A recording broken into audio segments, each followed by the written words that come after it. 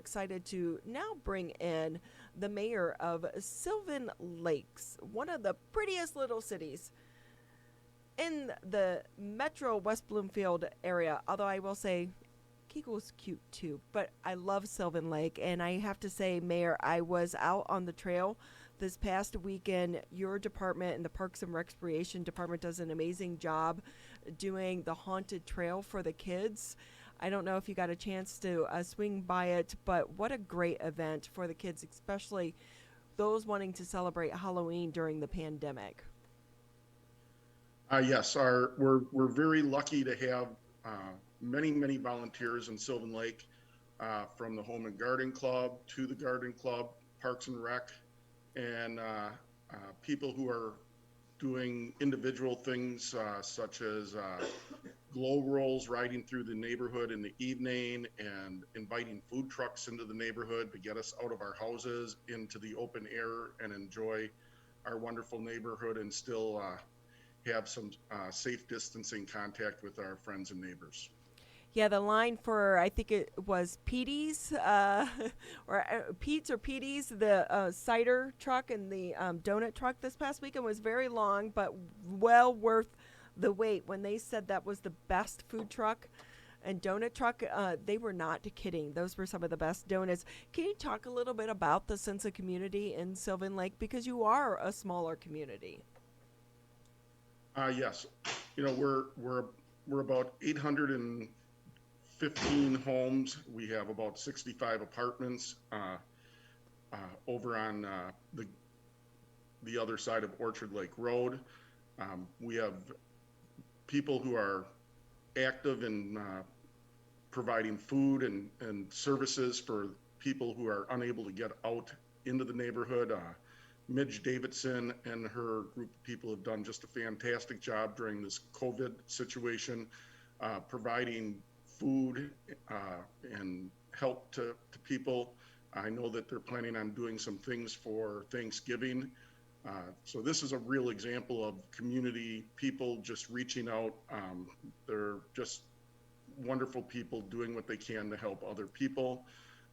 People in Sylvan Lake are very passionate about maintaining the beauty of our neighborhood, and it's all good that we get all this feedback and all this assistance and volunteerism from the residents of Sylvan Lake.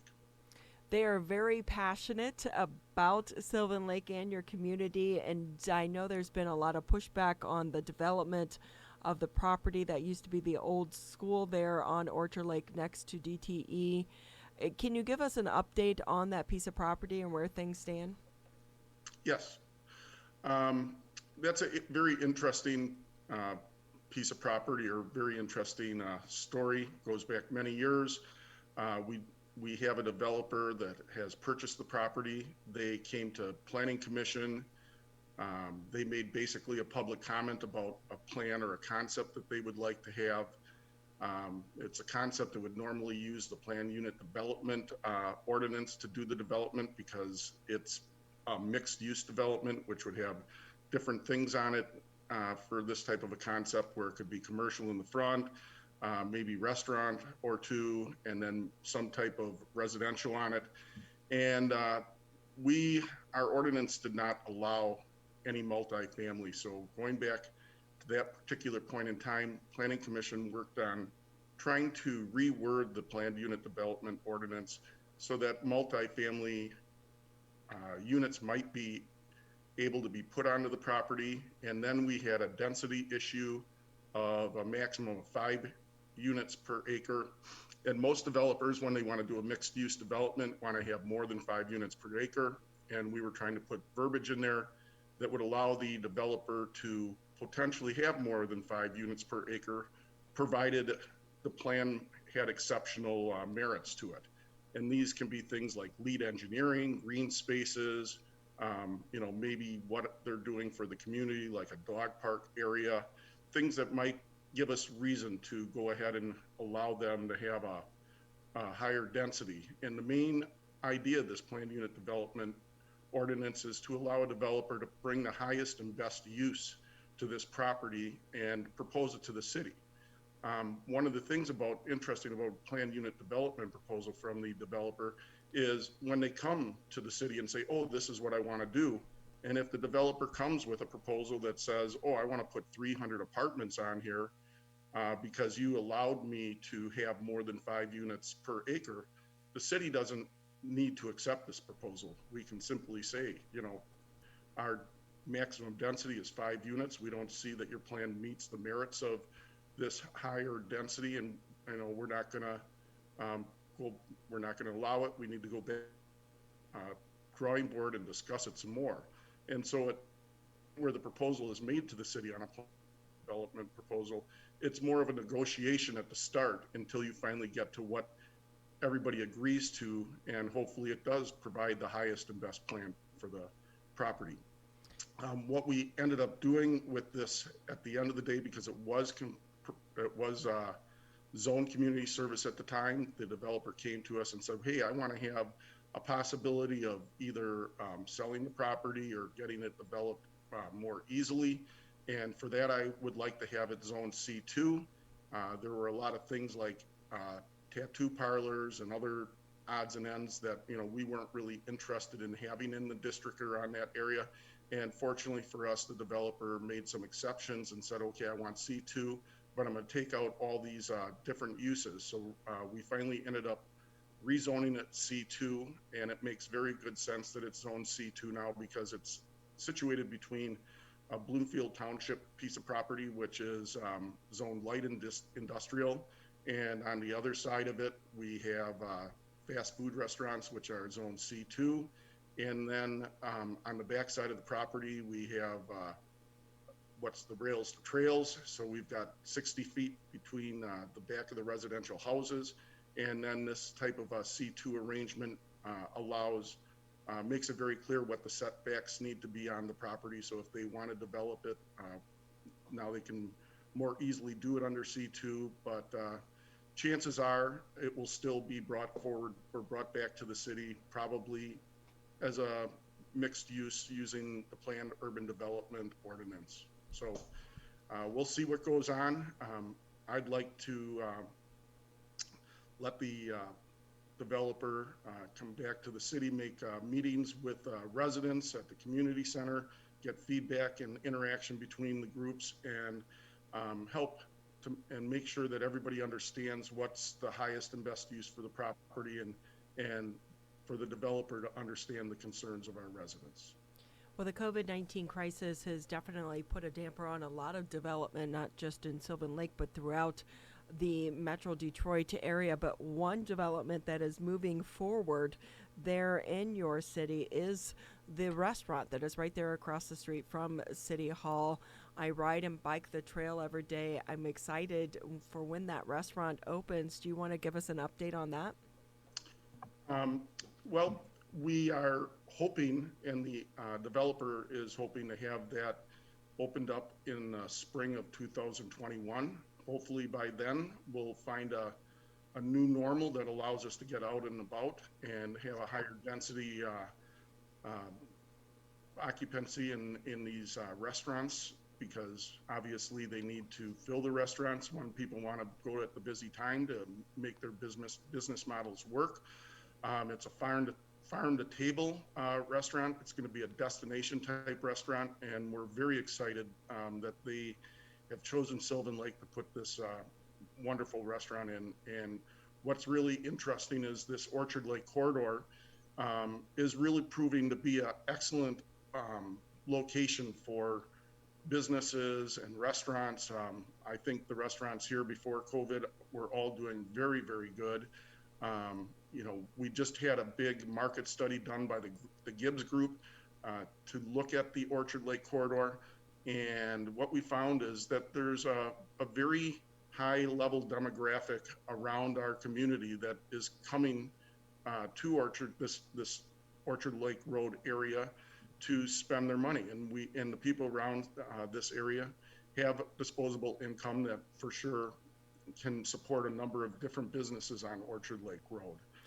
One of the interesting things about Orchard Lake Road is this little section has Bloomfield Township on it, Pontiac on it, West Bloomfield, Keego Harbor, and Orchard Lake. So, we're working on our master plan right now, and we're reaching out to other communities to try to form a coalition to try to get together and talk about how we make this corridor more inviting.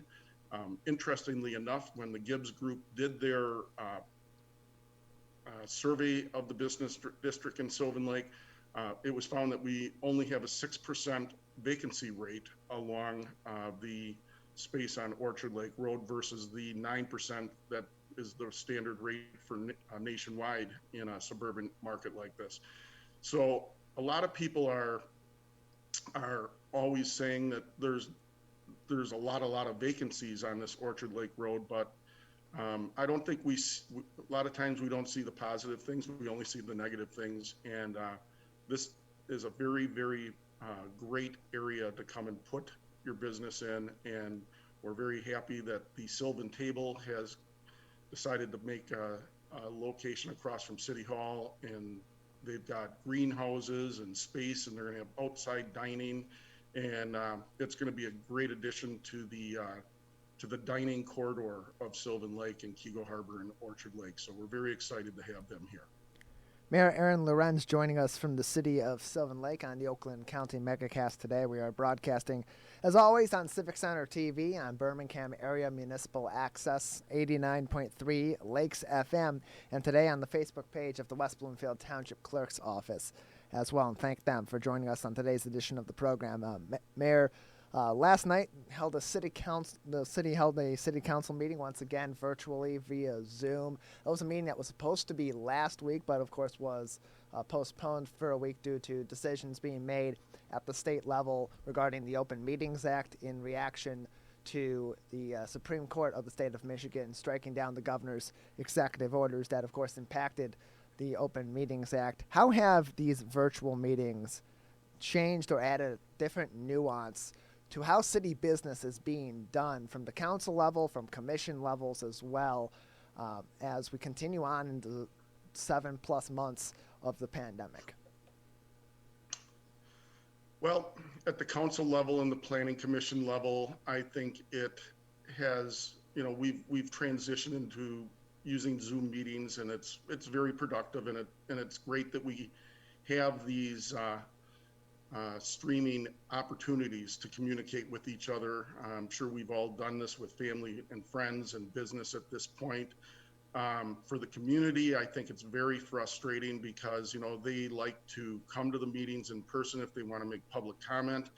And, when you only come to a meeting once a month on a Zoom meeting and you're not really familiar with the participant bar at the bottom and how to raise your hand and how to unmute your mic, I think it's been difficult for residents that want to bring public input.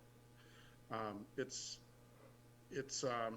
when you have certain agenda items that are controversial or important to the city and the people in the city, I think it's very important that we hear from all the residents so we can listen to the residents and use their input to make our decisions that are going to impact the future of our city. So I think we're all cognizant of that, and we've been very, very, I think, conservative in our decision-making processes during this time so that we are assured going forward that, if we want to reopen a subject, we can when public input is easier to come by when we get back to the point of open meetings or some new normal. Mayor, just a couple more minutes with you here on the Oakland County MegaCast. Anything that we didn't touch on that you want the people of Sylvan Lake and the surrounding areas to know? Well, just that we're constantly, working to improve our city. We've got things on for example, last night at the meeting, we took input from residents regarding opting into the cannabis industry, and took input from the people that were on the meeting, and they emailed into the city. This is a subject that some people believe is going to bring income to the community. Some people believe it's going to help improve the Orchard Lake corridor. This is a good example of, I think it's good to be conservative at this time and see how things develop. But we're always looking for public input on this, both public and negative. And this is a big subject for a lot of cities around the area, um, because there's a certain belief that having dispensaries in your area might bring income from the state through this excise tax. And no cities have received any income from the excise tax at this point, but we're going to find out how much money is going to cities and for each dispensary, probably sometime during 2021. I'm a fan of waiting until we hear more information. Obviously, we have the big election coming up here, and we have 6 people that are running for office, including myself. There's 2 positions. And I think that's great that we have a lot of people that have put their head in the ring, and I'm sure all 6 people are very capable of forming policy in our city. We have a great city manager and John Martin, our city clerk treasurer. Denise Clippert is an excellent asset to our city, and we just have a great team. We're a small city. We have 4 full-time police officers, 1 chief, 2 DPW, and 4 people in our city hall. So we run this whole city on a very small number of people. So I'd like to thank them for their hard work and keeping at it during these stressful times during COVID. Yeah, and with that, Mr. Mayor, just a couple more minutes here. I will say one thing that's coming out of this crisis is about partnership and communication amongst one another. And I know that it's been a big turning point. You have a new police chief. He's been great for the city of Sylvan Lake there as well. And the new partnerships that are forming between Orchard Lake, Sylvan Lake, and Keego Harbor as well. And taking a look at that, how do you think some of these partnerships that have developed and strengthened out of the COVID-19 crisis will continue past pandemic and help all of the communities involved? I think, with the new police chief, he's been reaching out with Keego Harbor and Orchard Lake and West Bloomfield. So for sure, we're going to continue to strengthen our relationship with these communities. We have the Tri-City Fire Department that is working with West Bloomfield Fire Department for the fire protection of our 3 communities. I think the biggest thing that we're frustrated with right now during the COVID is especially going through this master plan, we want to reach out and get more of a collaborative effort on the Orchard Lake corridor with Keego Harbor and Orchard Lake. For sure, I've spoken with council members on Keego Harbor. This is something that we want to do. We're small communities, so we don't have somebody on our staff full time that's a community or a business development type person. We need to reach out to West Bloomfield or Bloomfield Township and see if we can be more collaborative with them. So hopefully we're going to, use this time to get those circumstances in order so that we're able to work together better as we go forward.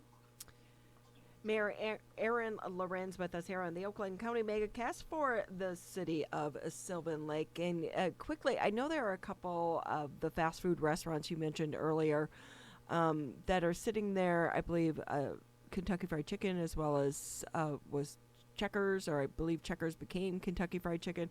Some of those are closed down. It looks like the business is not as busy for some of those. Any plan for those businesses, or is that going to be tied into that piece of property that is for sale right now, the neighboring property? Okay. Those are individual parcels.